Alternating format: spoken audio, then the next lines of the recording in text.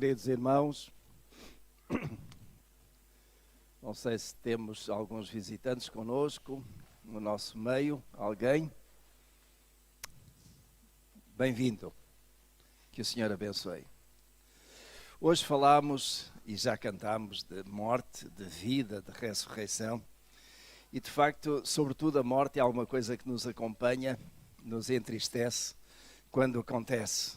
Ainda nestes 2 dias, tanto ontem como hoje, tivemos notícia da morte de algumas pessoas que são próximas de nós.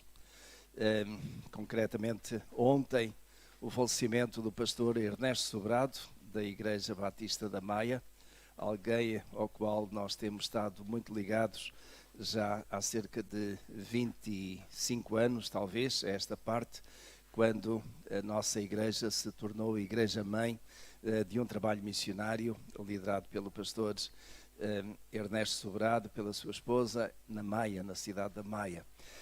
Faleceu ontem, depois de 8 anos de grande dificuldade, problemas sérios de saúde, mas o Senhor teve misericórdia dele e chamou à sua presença. O funeral vai ser amanhã, às 15 horas, na Igreja Batista da Maia, e houve um pedido que eu não podia recusar da parte da irmã Leonor, sua esposa, para que eu fizesse o funeral ou particularmente pudesse fazer a pregação, dada a nossa ligação de há tantos anos, e eu aceitei. E hoje de manhã recebemos um outro telefonema, também participando da morte de alguém próximo de nós, neste caso concreto, o marido da irmã Laura Coelho, faleceu esta noite no hospital depois de também um período de doença prolongada, e o funeral será amanhã às 10h45 e eu irei dirigir também. Por isso mesmo peço as vossas orações para que o Senhor me dê a sua sabedoria e a força física também, emocional, para poder estar e participar nestes 2 funerais. Queridos irmãos, nós precisamos às vezes de restaurar forças físicas, restaurar as nossas emoções, restaurar também a nossa fé, várias coisas. E eu gostaria que hoje cada um de vós não saísse deste lugar do mesmo modo que entrou, mas pudesse ser ou possa ser restaurado pela presença bendita do nosso Deus. Qualquer que seja a sua necessidade, qualquer que seja o seu ponto, seja de fé, seja de coragem, seja de temor por alguma coisa, seja o que quer que for, que coloque isso nas mãos de Deus e que Deus possa restaurar e dar uma revigorada na sua vida. Hoje eu gostaria de partilhar convosco algumas passagens da Escritura no Evangelho de João sobre a restauração dos discípulos. E meus irmãos, particularmente o capítulo 20 e depois o capítulo 21 do Evangelho segundo João. E aí nós encontramos, de facto, aquele momento tão significativo da ressurreição de Jesus. Mas sem dúvida alguma que a morte é sempre trágica, é sempre penosa. É de certo modo machucante, porque ela nos coloca na condição de pequeninos, na condição de que a nossa vida hoje está bem e amanhã, de um momento para o outro, pode simplesmente extinguir-se. Nós não sabemos quanto tempo mais cada um de nós que está aqui vai durar, vai continuar a respirar, vai continuar a ter vida, tal como nós a temos neste momento. Mas sem dúvida alguma que quando a morte nos separa de alguém que nós amamos, de alguém que esteve muito perto de nós, sempre é dolorosa, sempre nos deixa bastante perturbados. Ainda há pouco, pela manhã, num segundo ou terceiro telefonema do filho da irmã Laura, perguntei como ela estava e ela diz completamente desolada. É natural, foram anos de vida em conjunto e de algum sofrimento, e isso naturalmente que pesa, naturalmente que acaba por deixar a pessoa sem forças, desolada, ainda que a perspectiva da morte pudesse estar já aí. Ainda que quando as pessoas estão tão doentes e estão hospitalizadas, quase sem esperança, ainda há alguma réstia de esperança de que possa recuperar, possa voltar a ter aquela força, aquele vigor e continuar a caminhar pelo seu pé. Mas a nossa vida tem um fim. Só que, para aqueles que creem a ressurreição, traz uma grande esperança. Para nós que cremos, a ressurreição muda tudo. E de facto, aquilo que nós encontramos nestes dois textos é que após ter ressuscitado, Jesus precisou de restaurar. E de restaurar todos os seus discípulos, sem exceção, todos eles. Eu digo sem exceção, naturalmente que Judas já não existia, Judas já tinha posto termo à sua vida, mas aqueles 11, todos eles precisavam de uma visita, de um toque especial da parte de Jesus para serem restaurados, porque eles tinham sido profundamente abalados pela sua morte. É interessante, no capítulo 20, nós temos aqui logo pela manhã, bem cedo, ainda mal o dia tinha despontado, ainda era um pouco escuro, e as mulheres foram ao sepulcro. Logo aí no capítulo 20, verso 1, diz: no primeiro dia da semana, Maria Madalena foi ao sepulcro de madrugada, sendo ainda escuro, e viu que a pedra fora removida. E ela teve uma experiência, ela e outras mulheres, uma experiência tremenda, porque de facto, por um lado, ficou perplexa, ficou agitada, ficou tremendamente perturbada, porque aquela sepultura onde Jesus tinha sido colocado, o seu corpo, estava agora vazia, apenas tinha alguns lençóis, mas completamente vazia. Onde é que estava o corpo? E ela, sem dúvida alguma, que ficou tremendamente confusa, perturbada com aquilo que tinha acontecido. E no verso 2 diz que ela correu e foi ter com Simão Pedro e o outro discípulo a quem Jesus amava, e disse-lhes, vejam aquilo que foi a perspectiva dela perante esta situação: tiraram do sepulcro o Senhor e não sabemos onde o puseram. Tiraram, roubaram, levaram-no. E agora? Saiu Simão Pedro e o outro discípulo e foram ao sepulcro, correram os dois juntos, um mais veloz, mais célere do que o outro por causa da sua juventude, e chegaram lá e entraram. E confirmaram que o sepulcro estava vazio. Confirmaram que o corpo de Jesus não estava ali. E de facto, também eles estariam a pensar o que é que teria acontecido, quem é que removeu esta pedra, para onde é que levaram o corpo de Jesus. O verso 9 deste capítulo 20 é interessante porque mostra exatamente que nós às vezes não vemos porque não relacionamos as coisas. E no verso 9 diz: porque ainda não entendiam a Escritura, que era necessário que ele ressurgisse dentre os mortos. Ainda não entendiam a Escritura. Que Escritura é esta? Era esta? Aquela de que Jesus tinha falado. Aquela quantas vezes Jesus disse que iria morrer, que iria enfrentar a morte, mas que ao terceiro dia iria ressuscitar. Jesus havia dito uma vez e outra, e os discípulos não conseguiam. Primeiramente, nem conseguiam pensar e aceitar que alguma vez Jesus pudesse morrer. Jesus que tinha manifestado tanto poder, Jesus que de facto tinha demonstrado que era o Filho de Deus, que tinha poder para fazer todas as coisas, que teve poder para ressuscitar Lázaro de entre os mortos, que teve poder para curar os enfermos. Então Jesus não haveria de ter poder para ele próprio sair da sepultura.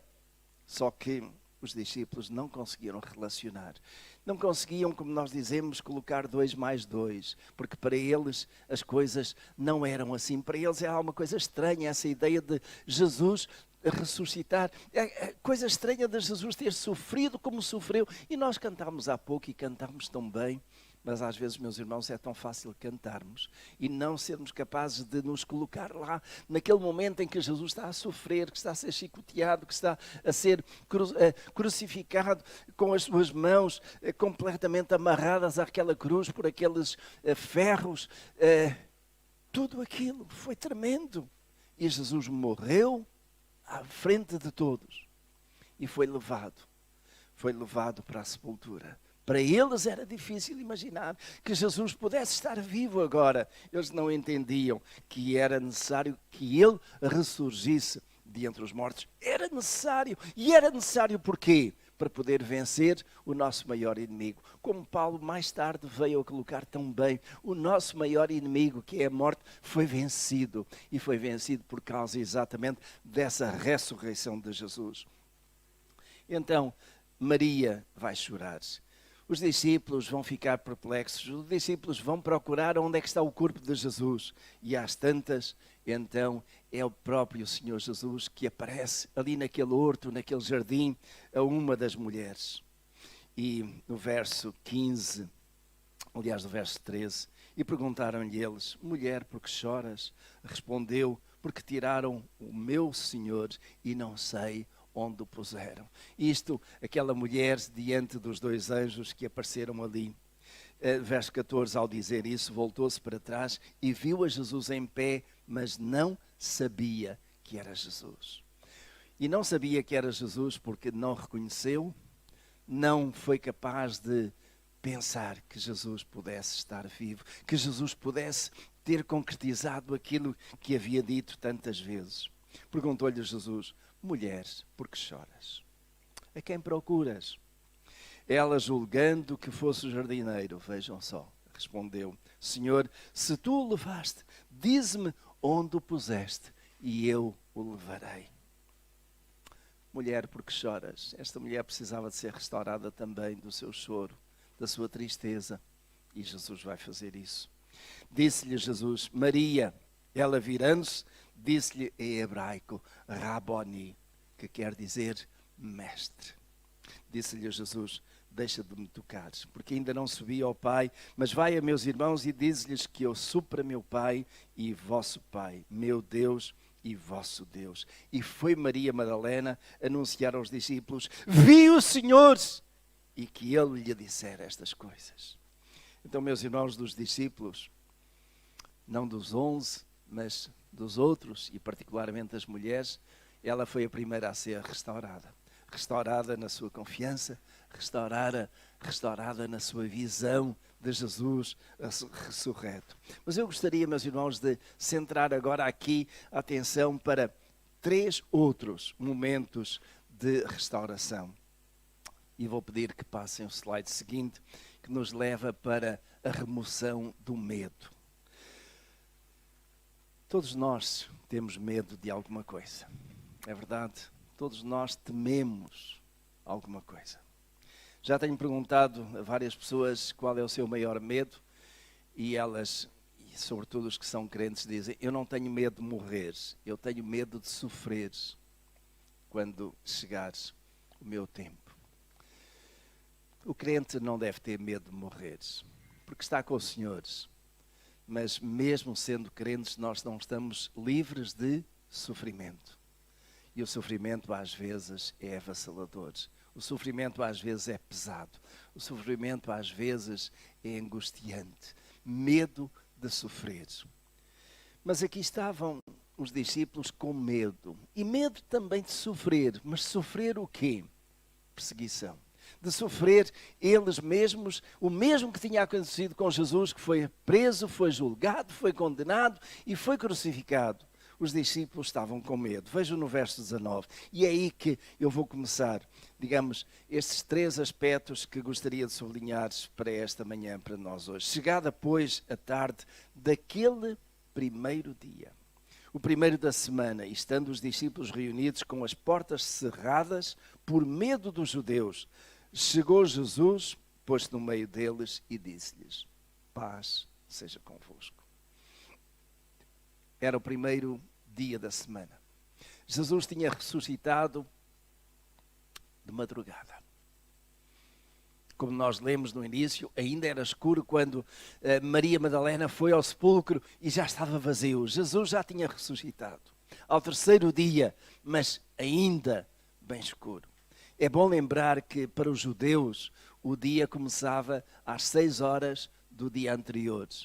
E era das 6 horas da tarde do dia anterior até às 6 horas da tarde do dia seguinte. Aquelas 24 horas, não das 0 às 24 como nós temos, mas das 6 da tarde às 6 da tarde do outro dia. Durante aquela noite, Jesus ressuscitou, cumprindo-se exatamente o terceiro dia.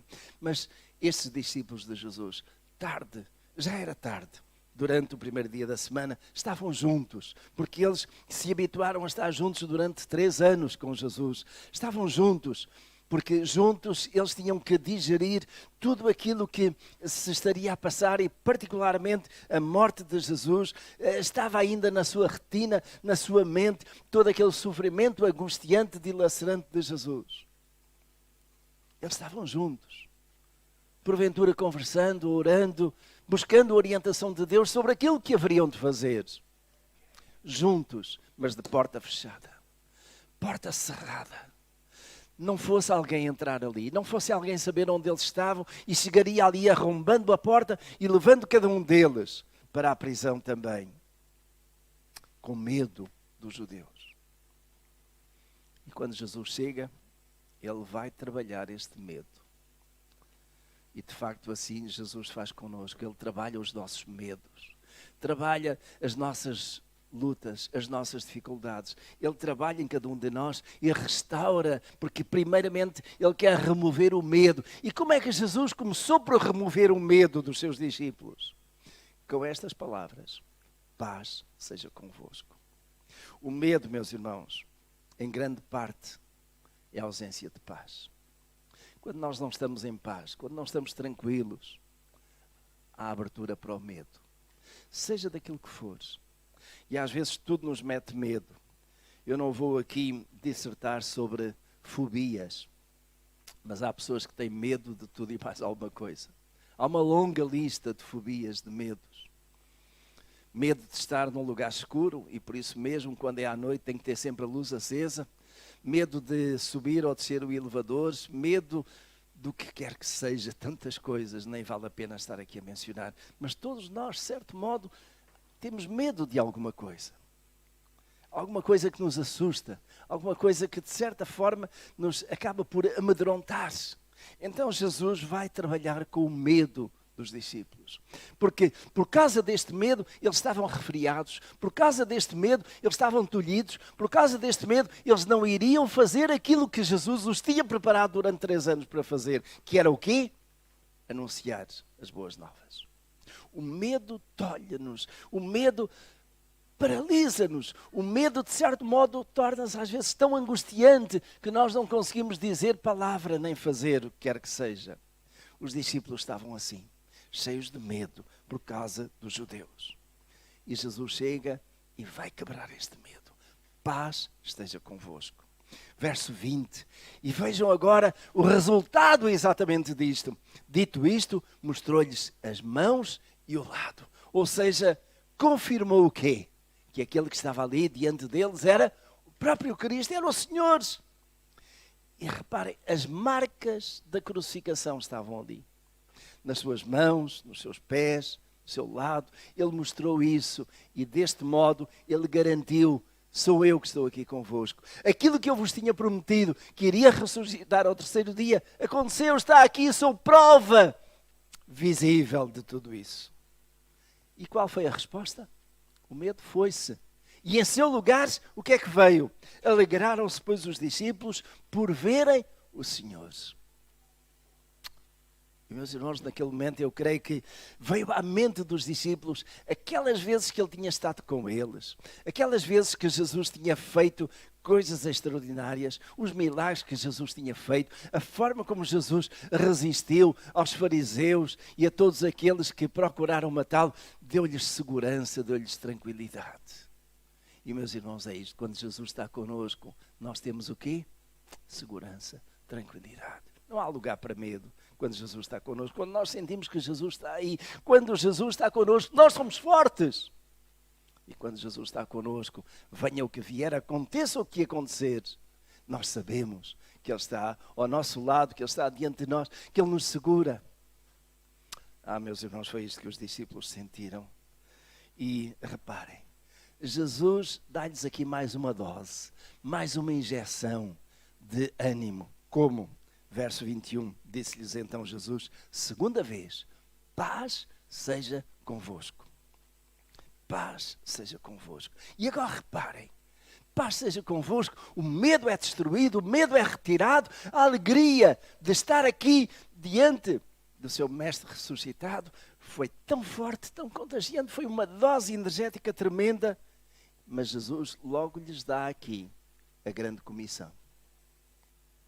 É certo que só mais tarde Jesus vai dizer isso para todos os discípulos, mas aqui Jesus vai lhes dar exatamente essa grande comissão. Como? Dizendo assim, paz seja convosco, assim como o Pai me enviou, também eu vos envio a vós. Assim como o Pai me enviou, o Pai mandou-me aqui para cumprir uma missão e eu cumpri direitinho até ao fim. Contudo, ainda que isso tivesse significado grande sacrifício, grande dor, mas eu cumpri, estou aqui. Assim como o Pai me enviou, também eu vos envio a vós. E, meus irmãos, podem imaginar como isto foi uma dose energética de ânimo, de coragem, de valentia para aqueles discípulos, que agora estariam prontos a abrir a porta e a enfrentar o mundo lá fora. Assim como o Pai me enviou, também eu vos envio a vós. Mas os discípulos iriam receber uma outra dose ainda mais forte de energia espiritual. No verso 22 diz, e havendo dito isso, assoprou sobre eles e disse-lhes, recebei o quê? O Espírito Santo. Àqueles a quem perdoares os pecados são-lhes perdoados, e àqueles a quem os retiverdes são-lhes retidos. Recebei o Espírito Santo. É interessante, é curioso, porque de facto nós muitas vezes só ligamos, associamos o Espírito Santo no dia de Pentecostes. E isso aconteceu uns bons dias mais tarde. Depois de Jesus ter ressuscitado, 50 dias depois é que vem então o Pentecostes. E o que é o Pentecostes? Eles celebravam o Pentecostes e foi naquela altura que então o Espírito Santo veio e desceu sobre todos eles. Mas Jesus já está aqui a antecipar. Recebei o Espírito Santo. Vós tereis toda a coragem, todo o ânimo, todo o vigor, toda a capacidade, toda a sabedoria, todas as palavras para testemunharem. Por causa de quê? Da ação do Espírito Santo na vossa vida. Mas vocês precisam ter paz neste momento. Paz seja convosco. E quando nós temos paz, então naturalmente que estamos prontos para gastar as nossas energias naquilo que realmente é a missão. E a missão dos discípulos era qual? Pregar o Evangelho. Assim como o Pai me enviou, eu também vos envio a vós. Ide então por todo o mundo, e enquanto ides, fazei discípulos de todas as nações, ensinando-os a guardar todas as coisas que vos tenho ensinado e batizando-os aqui em nome do Pai, do Filho e do Espírito Santo. Isso iria ser o teor da grande comissão mais adiante, mas aqui Jesus já está a dizer, recebei o Espírito Santo. Porque é esse Espírito, aquele que eu prometi que vos enviaria da parte do Pai, quando eu tivesse cumprido a minha missão. Então, de facto, o medo, meus irmãos, dos discípulos foi-se embora. Foi removido e restaurada a confiança, restaurada a determinação, restaurada aquela capacidade para cumprir a missão. Vamos a um outro, a restauração da fé. Eu vou pedir que passem ao slide seguinte. E aí vamos encontrar Jesus com Tomé. Alguém aqui que seja Tomé? Alguém que seja como Tomé? Que precise de ver para crer? Um dia ouvi alguém dizer que de Tomé todos temos um pouco, não é? Às vezes cremos, mas outras vezes sem ver, não. Versículo 24.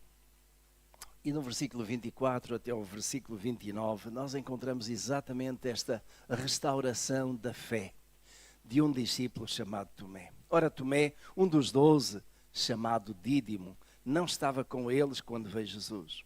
Diziam-lhe, pois, os outros discípulos, vimos o Senhor. Ele, porém, lhes respondeu, se eu não vir o sinal dos cravos nas suas mãos, e não meter o dedo no lugar dos cravos, e não meter a mão no seu lado, de maneira nenhuma crerei.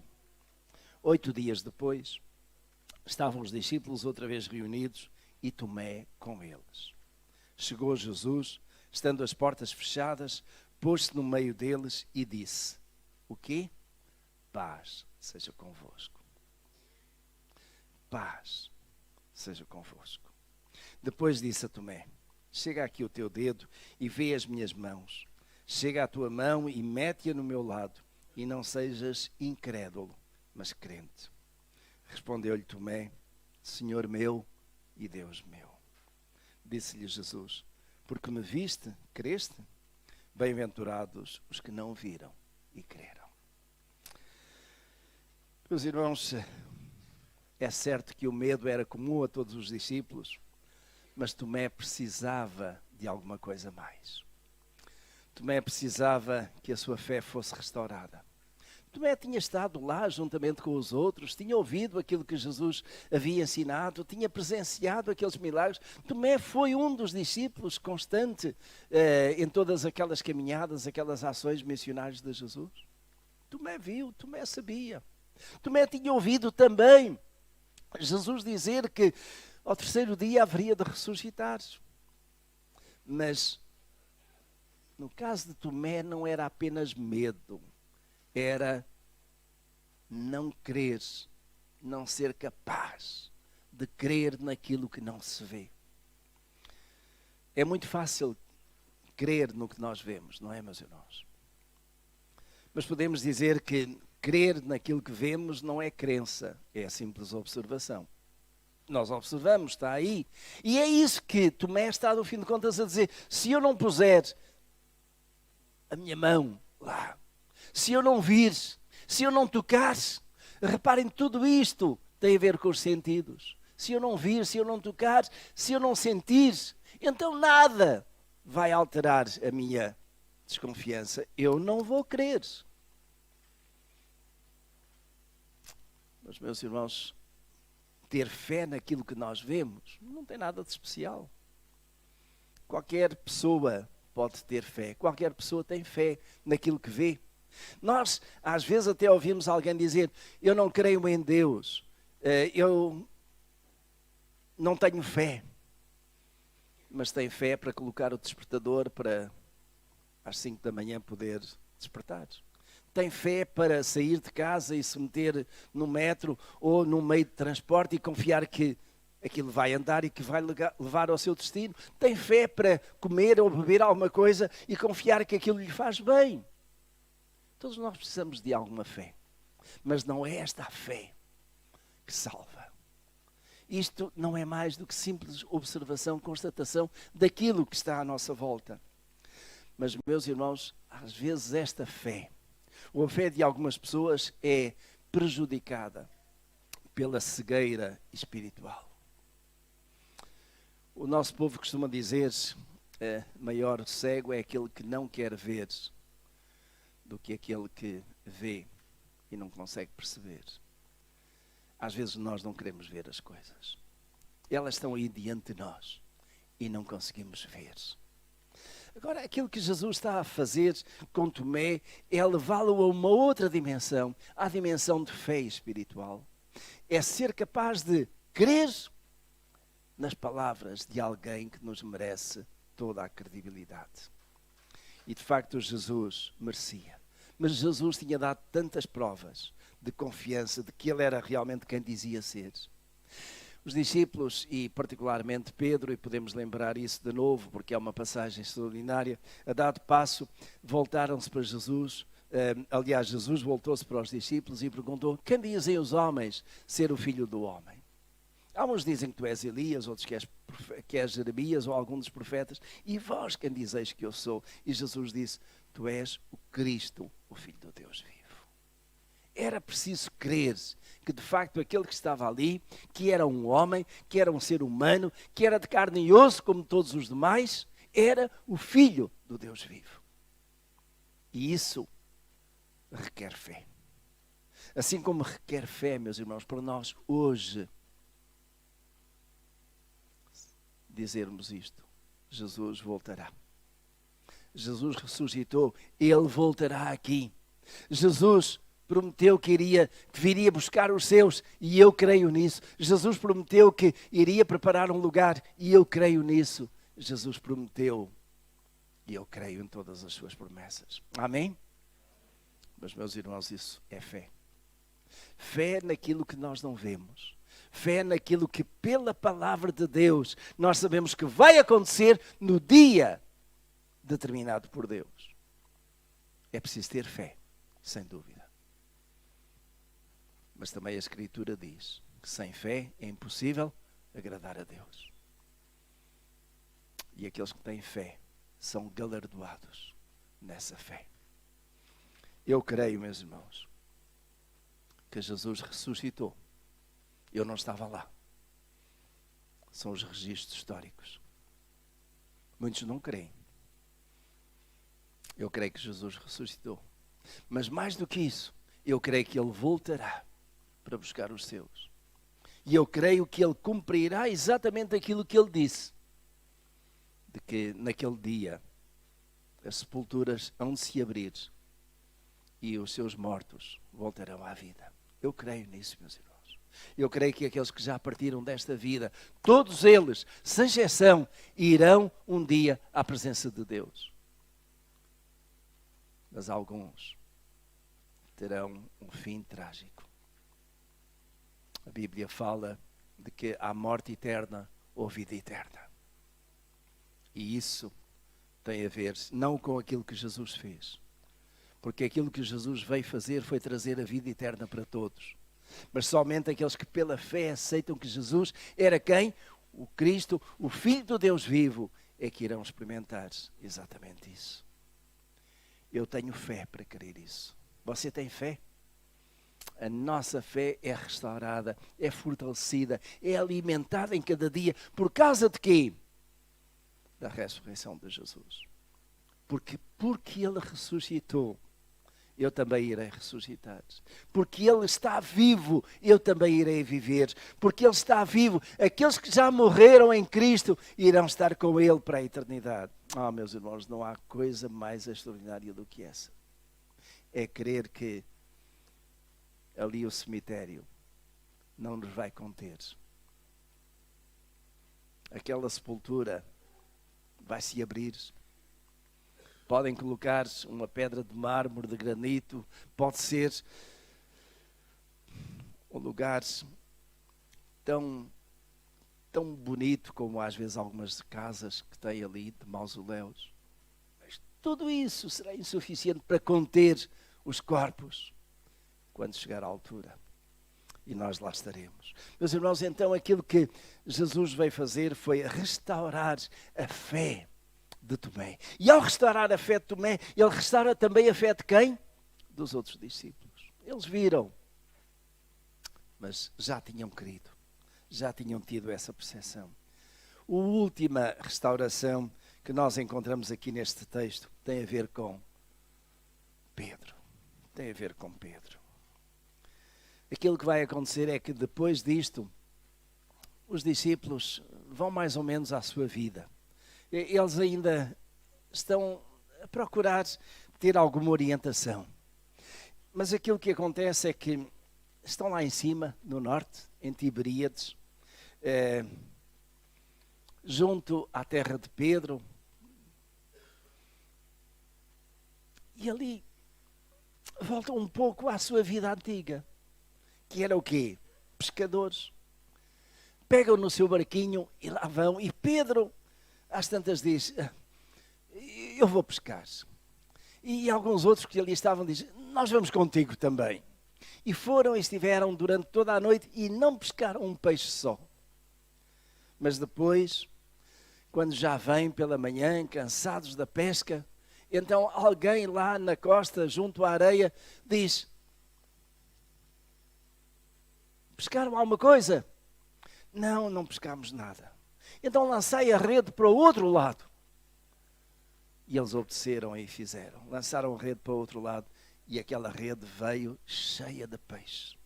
E os discípulos chegam e às tantas Pedro apercebe-se que aquele que está ali é quem? É Jesus. Que já tinha lá as brasas prontas, já estava a colocar ali um peixinho. Mas peixinho fresco é sempre melhor. E então Jesus vem e está com eles ali e come aquele peixe. Digamos, podemos dizer que restaurou aqui um tempo de convívio. Quantas refeições eles tiveram juntas. Mas esta não é a parte principal. Aquilo que iria ser fundamental era restaurar Pedro na sua condição. Eu vou pedir que nós olhemos atentamente para os versículos, capítulo 21, versículos 15 até 17.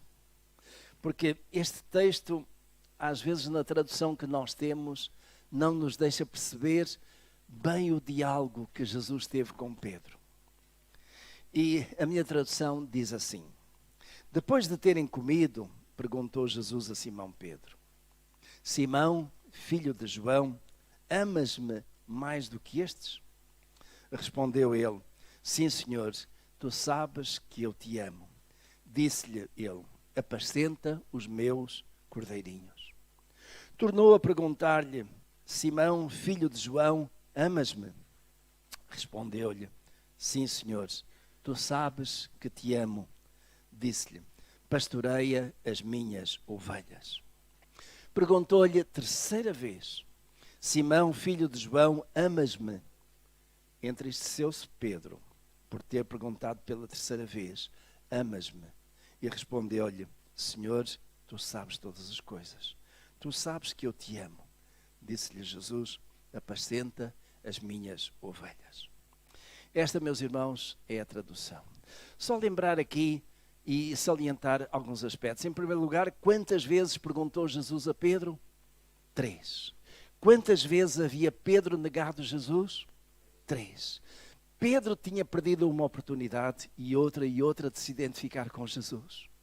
Perdeu a coragem, não teve coragem para enfrentar aqueles que estavam ali a levar Jesus preso e que, de certo modo, Pedro percebeu que iria ser muito complicado. Pedro estava perto, mas distante. Distante para não se comprometer, distante para não se confundir, distante para não ter o mesmo destino de prisão. Por 3 vezes Pedro negou, por 3 vezes Jesus pergunta. Agora, meus irmãos, deixem-me focar a vossa atenção nas palavras.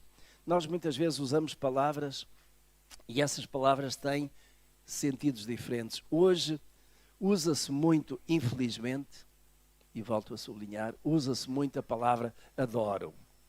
Eu adoro isto, eu adoro uma comida, eu adoro um gelado, eu adoro isto e mais alguma coisa. Por favor, como cristãos, como crentes, não usemos a palavra adorar, a não ser para adorar a Deus. Adoração, a palavra adorar tem perdido o significado, o diabo tem sido prodigioso em deturpar o verdadeiro sentido dessa palavra. A adoração é somente para Deus. E os crentes não podem adorar a outra coisa que não seja Deus. Mas nós temos outras palavras. E temos a palavra amar. Temos a palavra gostar. E mesmo na palavra amar também há o amor. Fazer amor, por exemplo. É uma outra palavra que está aí. Agora, meus irmãos, deixem-me ler-vos de novo este texto, usando as palavras que foram usadas. E que nós só entendemos isso quando conseguimos ir ao grego e então ver que palavras foram usadas. Eu vou ler de acordo com essas palavras. Depois de terem comido, perguntou Jesus a Simão Pedro: Simão, filho de João, amas-me, agapás, mais do que estes? Respondeu ele: sim, Senhor, tu sabes que eu gosto de ti. Disse-lhe ele: apacenta os meus cordeirinhos. Tornou a perguntar-lhe: Simão, filho de João, amas-me? Respondeu: sim, Senhor, tu sabes que eu gosto de ti. Pastoreia as minhas ovelhas. Perguntou-lhe terceira vez: Simão, filho de João, gostas de mim? Entristeceu-se Pedro por ter perguntado terceira vez: gostas de mim? E respondeu-lhe: Senhor, tu sabes todas as coisas. Tu sabes que eu gosto de ti. Disse-lhe Jesus: apacenta as minhas ovelhas. Os irmãos notaram diferença? Amar é diferente de gostar, não é? Nós podemos gostar de uma comida, gostar de uma pessoa como amigo, mas amar é alguma coisa mais séria, mais profunda. Amar é chegar àquele ponto de não quereres outra pessoa na sua vida senão essa. A palavra que Jesus usa no início é agapás, que é a mesma palavra do verbo ou da palavra ágape, e que significa o quê? Amor divino. Deus amou o mundo de tal maneira, que palavra é que está lá usada? Deus ágape, agapau. Deus usou esse amor divino. Será que nós somos capazes de amar Deus da mesma maneira? Pedro foi honesto. Pedro, nesta altura, ainda se sentia tão diminuído, tão debilitado, tão machucado, podemos dizer, com o facto de ele ter traído o seu mestre uma vez e outra, que Pedro não foi capaz de ter amor ao mesmo nível de Jesus. Pedro, amas-me? Ó Senhor, tu sabes que eu gosto de ti. Os irmãos estão a ver o nível? Pedro, amas-me? Ou seja, Pedro, estás pronto a dar a tua vida por mim? Pedro, estás pronto a ter aquele amor de entrega, de dádiva? Ó Senhor, tu sabes que eu gosto de ti, mas não consigo chegar ainda a esse ponto. Pedro, amas-me? Ó Senhor, eu gosto de ti.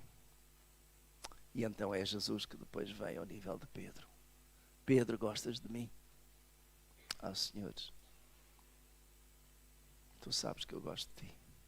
Mas isso provocou tristeza em Pedro. Porque Pedro compreendeu que de facto ainda não tinha conseguido chegar àquele nível. Agora, meus irmãos, podemos dizer que Pedro foi restaurado, não foi? Completamente. Pedro chegou àquele ponto de restauração em que mais tarde ele está pronto a dar a sua vida completamente. Quando? Como? Quando Pedro depois está no dia de Pentecostes a pregar, ele já não se importa com quem quer que seja que pudesse vir e tomá-lo para a prisão. Quando Pedro depois, mais adiante, é preso por estar a pregar o Evangelho e é confrontado e dizer, nega o teu mestre, ele diz, mais importa obedecer a quem? A Deus, do que aos homens. Nós por aí vemos que Pedro estava completamente reabilitado. Mas, meus irmãos, nesta altura, a imagem de Pedro perante os seus condiscípulos tinha sido muito manchada. Pedro que durante aqueles 3 anos, sempre tomava a dianteira, sempre falava primeiro, sempre tomava a frente. Era de facto o líder do grupo. Sentia-se agora tão limitado, tão diminuído. Mas o Senhor Jesus veio para restaurar todas as coisas, não é? E o que é que o Senhor Jesus faz?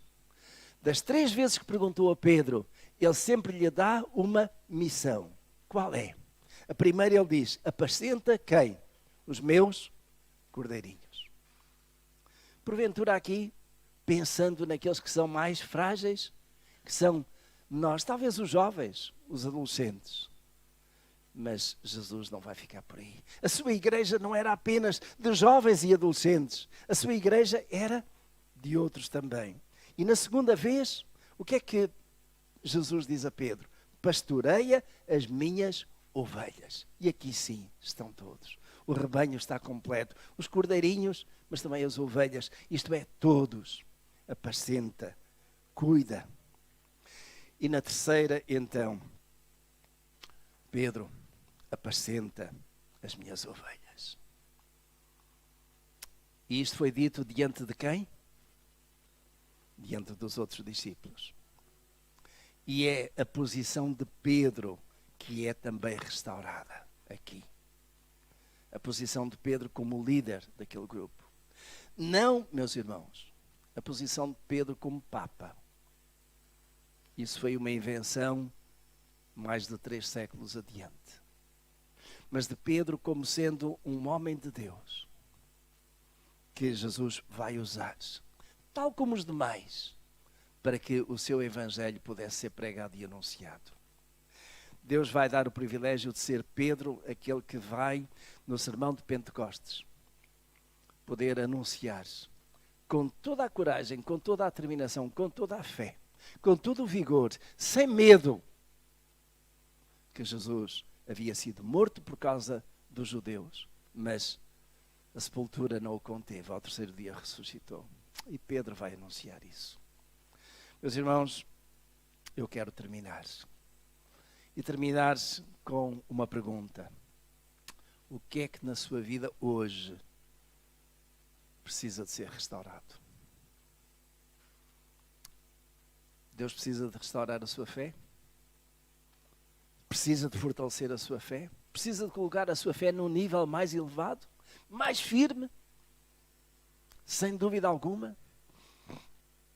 Deus precisa de retirar algum medo da sua vida e substituir esse medo por alegria de viver uma vida com Jesus? Será que Deus precisa de restaurar a sua coragem para testemunhar, para falar de Jesus aos outros à sua volta? Em qualquer circunstância, em qualquer lugar? O que é que Deus precisa de fazer na sua vida hoje e de restaurar? Porque nós celebramos a ressurreição de Jesus, mas em cada dia Ele quer restaurar a nossa vida, a nossa caminhada com Ele. Meus irmãos, amanhã vai ser outro dia. E terça-feira vai ser outro por aí fora. As oportunidades que nós vamos ter só Deus sabe. Mas em todas essas situações, nós podemos enfrentar situações que nos provoquem medo. Podemos ter situações que abalem ou que ponham em causa ou que sejam um desafio à nossa fé. Podemos enfrentar situações em que precisamos de ter coragem para nos apresentarmos como somos. Crentes, filhos de Deus, sem dúvida alguma. O que é que Deus está a querer restaurar na sua vida hoje? Seja aquilo que for, coloque isso nas mãos de Deus e saiba que Deus é capaz de restaurar tudo. Nada, na verdade, ficou igual depois daquele dia da ressurreição. Nada fica igual, ou pode ficar igual, ou tem que ficar igual na sua vida, na minha vida, depois que Cristo toma o centro dessa vida. Que Ele tome hoje e todos os dias o centro da sua vida. Que Ele traga paz ao seu coração. Que Ele restaure completamente a sua fé, a sua confiança, a sua coragem, que retire o seu medo, qualquer que ele seja, e traga alegria de viver. Só Deus sabe quantos dias, quantos meses, quantos anos você tem de vida, ou eu tenho de vida. Mas que esses dias, esses meses, esses anos sejam vividos em paz e com a graça do nosso Deus. Amém?